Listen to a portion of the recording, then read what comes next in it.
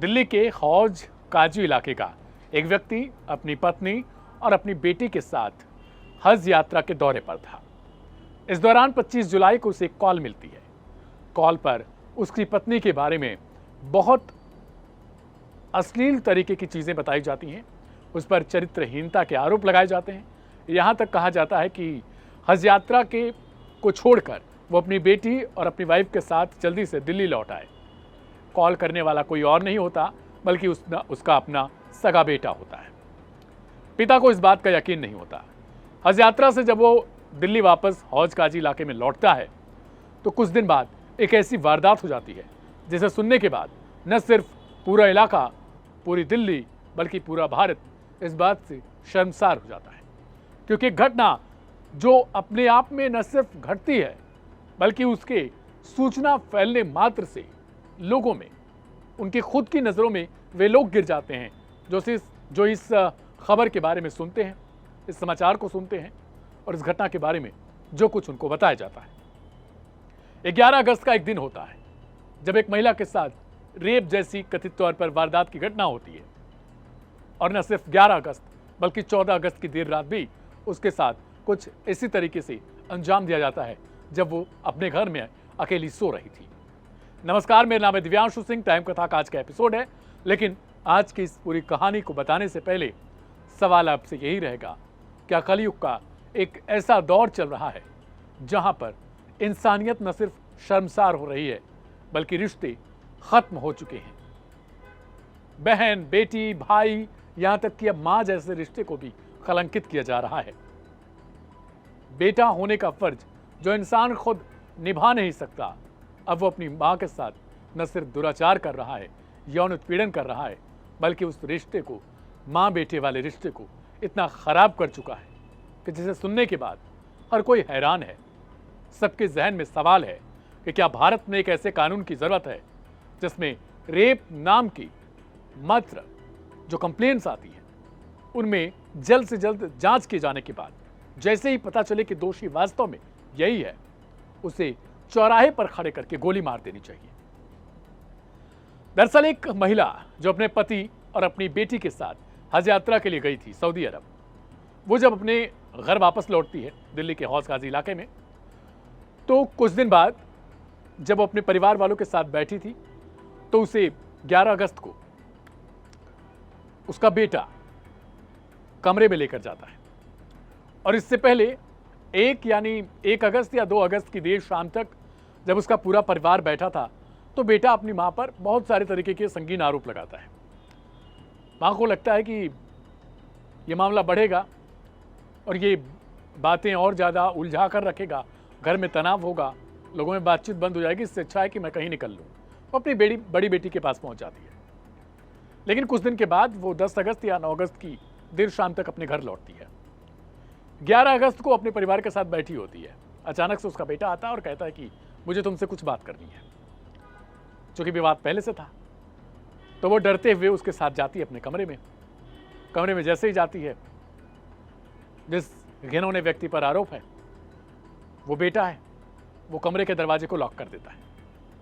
अब वो सहम जाती है कि वो क्या कहने वाला, क्या करने वाला है। कुछ देर बाद वो उससे मारपीट करता है, चाकू दिखाता है जो FIR की रिपोर्ट है उसके मुताबिक, और उसके बाद उसके साथ बलात्कार करता है। ये घटना, ये आरोप, ये FIR कोई मामूली बात नहीं है। ना ही आम तौर पर देश में होने वाली रेप और बलात्कार जैसी घटनाओं से ये बहुत ज़्यादा भिन्न है तो वही घटना, लेकिन जो रिश्ता है, जो एक पवित्रता होती है माँ और बेटे के रिश्ते में, वो अपने आप में न सिर्फ शर्मसार हुई है बल्कि हजारों सवाल को खड़े करती है कि हमारे देश में हो क्या चुका है लोगों को, कि हमारा कानून इतना सस्ता हो चुका है। हमारे कानून में अब कोई शिकंजा ही नहीं बचा है जिसके सहारे हम रोक लगा सकें, ऐसी घटनाओं को बढ़ने से रोक सकें। क्या हमारे लॉ मेकर्स अब हर एक चीज को गंवा बैठे हैं?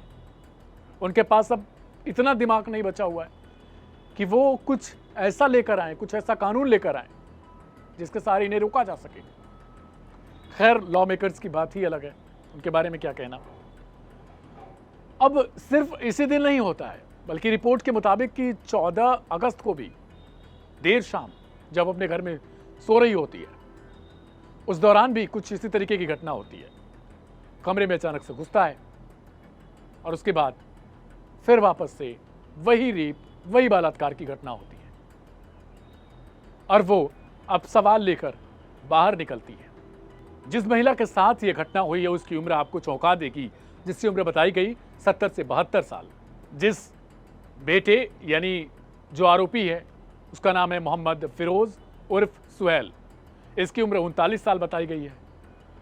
उम्र तो बहुत ज़्यादा बेटे के तौर पर इसकी बढ़ चुकी है, लेकिन इसका दिमाग, घटियापन और एक शब्द होता है नीचता, जो बहुत कम है इसके लिए। वो संकोच करती रहती है इतना दिनों से। एफआईआर रिपोर्ट के मुताबिक वो लगातार इस बात से सोच रही थी कि अगर बाहर जाकर मैं ये बातें बताऊंगी तो मैं किस पर आरोप लगाऊंगी। खुद के बेटे पर। जिस व्यक्ति पर आरोप है वो अपने पिता से अपनी मां के चरित्रहीन होने की बातें करता है, लगातार उससे मांग करता है कि वो इसको तलाक दे दे, क्योंकि इसका पूर्व में बहुत सारे अफेयर रहे हैं। अब सोचिए कि कितना घटिया दिमाग है इस इंसान का जिसके ऊपर ये आरोप लगा है। और ये एफआईआर अपने आप में बहुत ज़्यादा, मतलब आप इसको तय नहीं कर सकते कि आप इसको किस केस में रखेंगे। ये सारे सवाल खड़े करते हैं कि हमारी आने वाली पीढ़ी क्या इससे भी ज़्यादा खतरनाक निकलने वाली है, इससे भी ज़्यादा उस तरीके की अपराधी बनने वाली है जिसके बारे में हम कभी सोच नहीं सकते। पुलिस का कहना है कि फिलहाल इस रिपोर्ट के बारे में जांच की जा रही है। बेटे को मेडा रिपोर्ट्स कुछ बता रही कि गिरफ्तार कर लिया गया इस आरोपी को। कई जगहों पर बताया जा रहा है कि वो दिमागी तौर पर हो सकता है कि वो सही ना हो, विक्षिप्त हो। लेकिन एक वो मसला जिस पर लोग बात करने से कतराते हैं, रेप, बलात्कार, लोग छिपाते हैं इसको। क्यों? हर अपराध के बारे में आपको रिपोर्ट दर्ज करानी चाहिए। उस अपराध को आप जन्म मत दीजिए, बल्कि उसे वहीं समाप्त करिए जहां पर वो पनपने की ख्वाहिश रखता है। उसे उसके किए का दंड मिलना चाहिए। हमारे कानून पर मैं सोशल मीडिया पर देख रहा था कि इस बारे में बहुत सारे लोगों ने सवाल खड़ा किया कि अब धीरे धीरे इससे भी ज़्यादा गंभीर स्थितियां होंगी, परिस्थितियां उत्पन्न होंगी। भारत सरकार को चाहिए, जो हमारे लॉ मेकर्स हैं, एमपी, एमएलए, उन्हें चाहिए कि वो इस तरीके के समाधान पर विचार करें। हमारी संसद को इस पर विचार करना चाहिए कि जो मामला बढ़ रहा है, जो संगीन आरोप आ रहे हैं, ये बहुत खराब है। हमारे देश को कहां लेकर जाना चाहते हैं।